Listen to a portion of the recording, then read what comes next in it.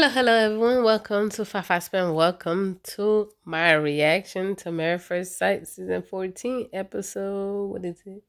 Episode 15. Past lives, open mind. I actually this episode was actually more mellow, was more sincere. It was more calm for me than the rest of the craziness that's been going on lately. Pretty much on this episode, they pretty much everyone supposed to revisit their old childhood homes, neighborhood, and basically everyone was supposed to write a letter to their younger self. Pretty much in this episode, really what my takeaway was basically, let me start off with Noid and Steve. Steve went to visit his parents his old childhood home, which his parents still lived. Come to find out, Steve was pretty much a carefree, unpopular guy. Him and his friends, they created songs together. They will burn out the songs and sell it out to the rest of the neighborhood. Back in the old days, listen, some of us don't know what it is called streaming. What we knew was, listen, we hear a song, we record it, and then call it a day, or we burn the CD and call it a day. So that's how it is. That's how we used to do it back in the day. So that's what they did. Everybody used to jam. And then what else?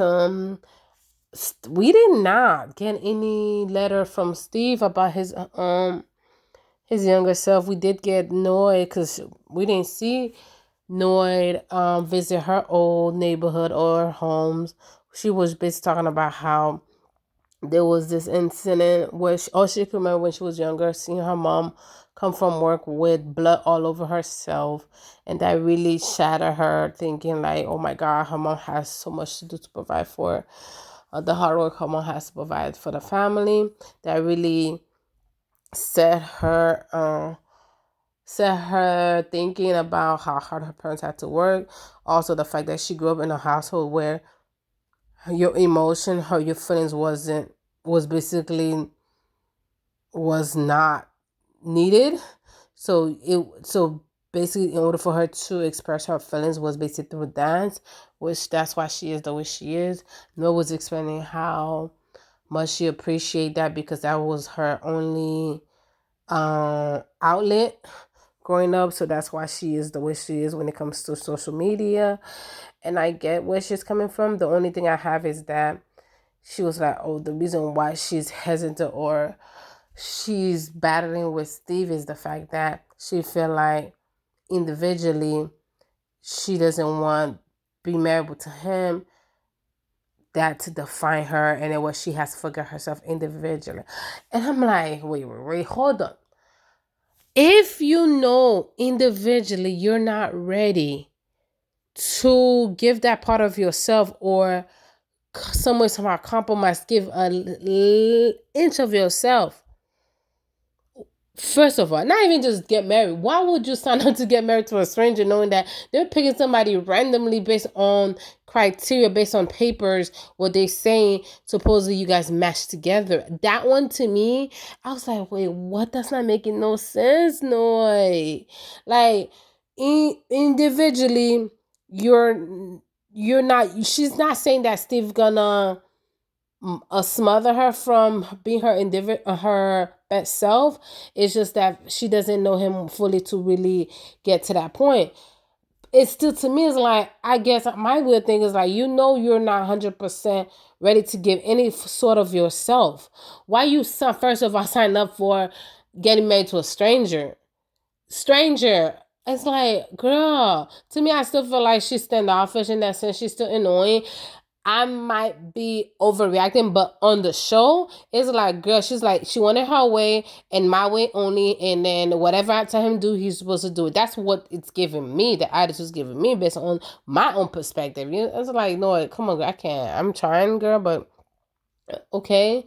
So, Dr. Pepper came to see them, and she pretty much rehearsed the whole thing where she was like, that's the reason why she's like acting like that is because her sense of self is the fact that she's not too sure herself how to navigate that, and she's not much of a, it's not a hiccup on Steve, it's more individual for her.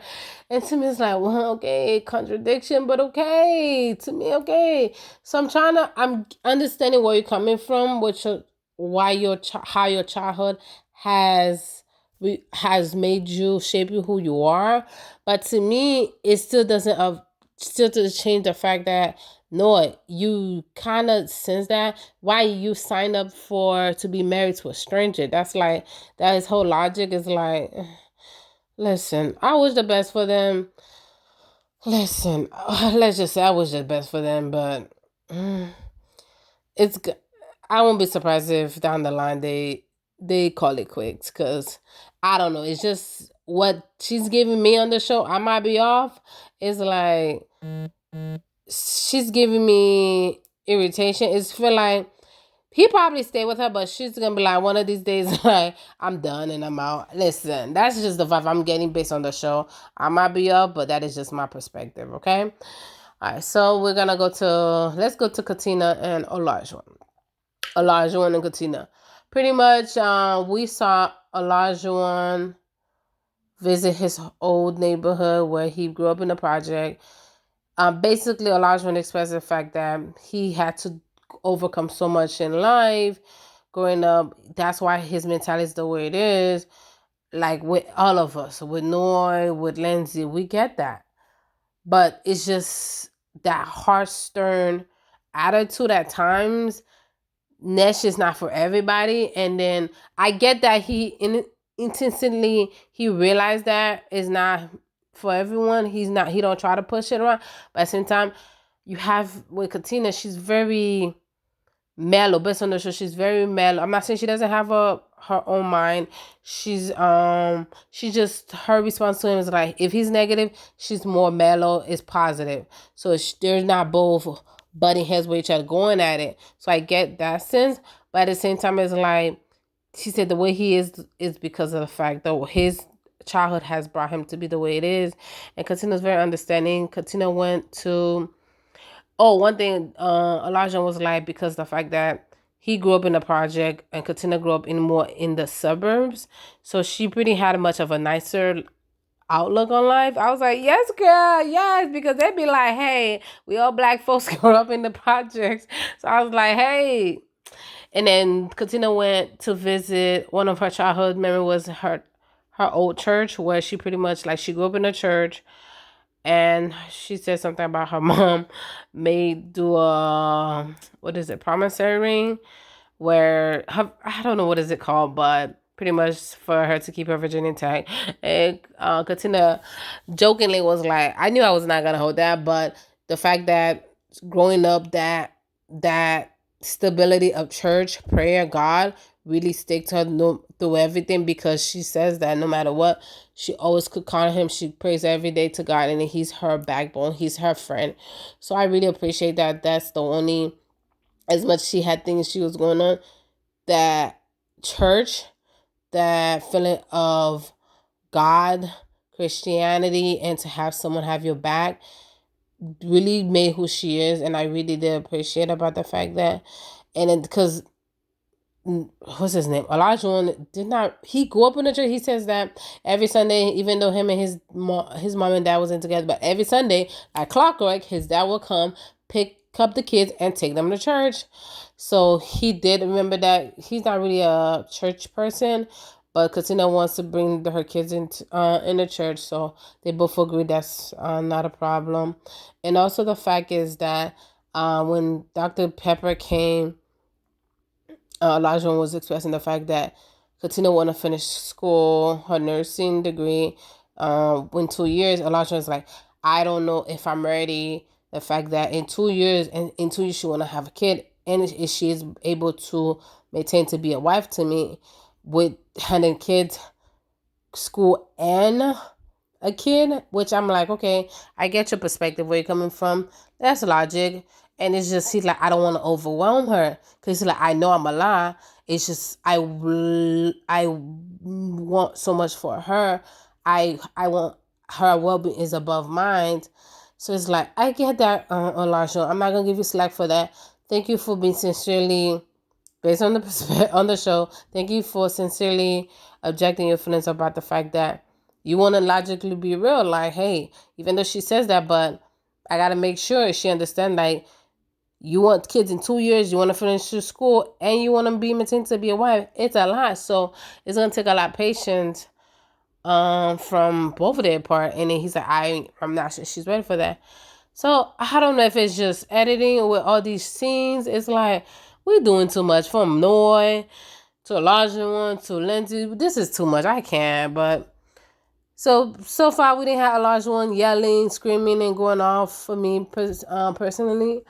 So that's what's really lit for this episode. I really don't remember much of them. Then let's go to Michael and Katina.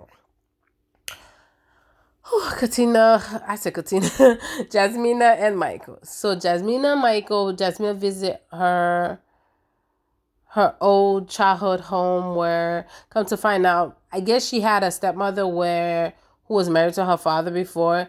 She was not the best. She had a teacher that really, at that time, Miss Potowski, was the one person that, even though she did not know at the time, was the one person that really helped her, guide her, loved her, and then appreciate her, made her feel a sense of love, because a lot of things she was going through at home, because her dad was never home. Her stepmother, I'm assuming this is before her mother that's here now.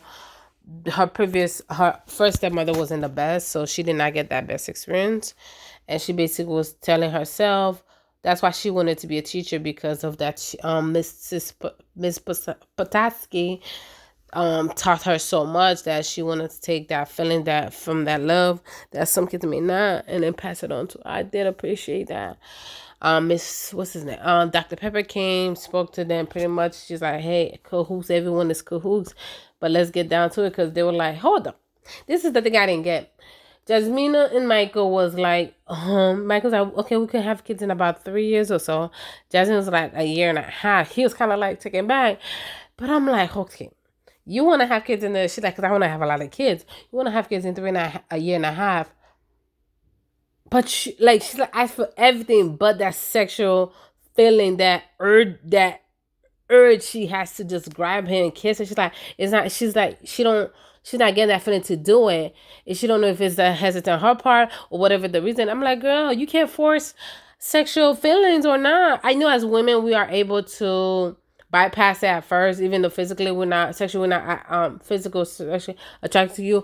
Over time we could get that, but girl, it's like 6-7 weeks in. Like, just I already like, listen, she kind of sort of find him attractive. She wasn't fully attracted to him, and it's just they went through so much. Even though they are at a good upward, it's still just like physically, sexually, she's feeling it. I'm like, girl. And then Michael, when she said that, she was like, listen, I just don't get that urge to want to kiss him and to make out with him and stuff like that. Michael was like, you can't force it. All I could do is be a better husband for my wife. I was like, yay, Michael, but boo, listen, we already know what time it is. Just mean to stop. You're not attracted to him. Just time. Stop with that. Oh, we need that emotional, intimate, that emotional bond that's gonna bring intimacy. I get that, but if you try that, it's still not giving you what you want. Like, why are we still trying? Listen, in the, what's her name? God, what's baby girl name? I call Jasmine the 2.0, whatever her name is. Like, listen, I'm not attracted to it. Is what it is. We each have our own feelings, our wants. So if he ain't bring up to per of what you want, it is okay. It's fine. He just gotta. I'm sure Michael will be able to deal with it. Just don't force nothing. Doesn't need to be forced. All right. So next couple we have is, what's her name? Lindsay and Mark. Oh my god, I felt so bad for Mark. His cat, she died. JC, pretty much I'm getting ahead of myself, but she died. Oh, he died. She's like, he said he brought her like she was 14. So basically in dog year, 14 is nothing, but in dog years that's like a senior citizen, like in their 80s and 90s. So pretty much he died, and then he had that dog cat. I'm sorry, that cat since like '07. He said that cat been his. That was the first cat he had. That cat been through hell. He said with him, from the his dad passing through many apartments, through everything. That cat been like a friend to him. It's like I felt for him. Cause it's like that's the only thing that's consistently been there for him. Cause he had a lot of ups downs in his life lately. So I felt. But no, let's get back to this Lindsay. Lindsay. Is the sometimes these producers are like they play back because Lindsay she was talking to Dr. Pepper, and he was like, "Listen, you don't know how to stop when I say stop," but she's like. Never took it serious because when you say stop, it's just more of a playful way. So they play it back and then they basically prove her point. And then I'm like, oh my God, these shady producers. But anyway, anyhow. But I'm like, she was like, listen. I'm not going to say he keep forcing things. It doesn't need to be. He doesn't. Basically, listen, we all got to realize not everybody going to be a cup of tea. And then the man telling, yo, chill out. You doing too much. Chill out. You doing too much. Why are you forcing things on someone? Like she's starting to realize that, yo, like, can you tone it down? Can you bring a different notch? Like, stop it. And then she's Lindsay feels some type of way because she's like, oh, he's not listening to me. He has attention for everything else, but for me, I'm like, but I'm still giving all my all. But I'm like, I get that, but same time, the same way he's not listening to you, you're not listening to him. So it go both ways. And I'm like, girl, Liz. To me, it's like it's not all about. It's like, oh, this marriage is about me. I want to be full, wanted and needed. It goes both ways. You want to feel wanted. He want to feel wanted. You want to feel heard. He want to feel heard. It's not just, oh, let it be all about me. It's not, especially when it comes to be married, and especially be married to a stranger. I don't get that with you. Why, like, listen, anyway, anyhow, listen. Decision is what? I don't know why don't they just make decision day next week and get this over, but they're dragging it into another week. Why? Why are we doing this? Listen, I already know Michael and Jasmine is not gonna make it. Lindsay and Mark basically gonna scoot it out for about 3 weeks or 2 weeks and call it a dip. Call it a dip. As much as y'all, some of y'all give Olajuwon's per share, say whatever you say about him. As much as I feel like he getting a bad edit, there's a sense of I feel like he's sincere. He wants, listen, he will eat Katina on the palm of his hand. He will lick her feet. He will do so much thing. I'm just saying that because I feel like his vulnerability is more in tune. That's just me than other, even some of these men on the show or other guys I've seen on reality, especially with Married at First Sight.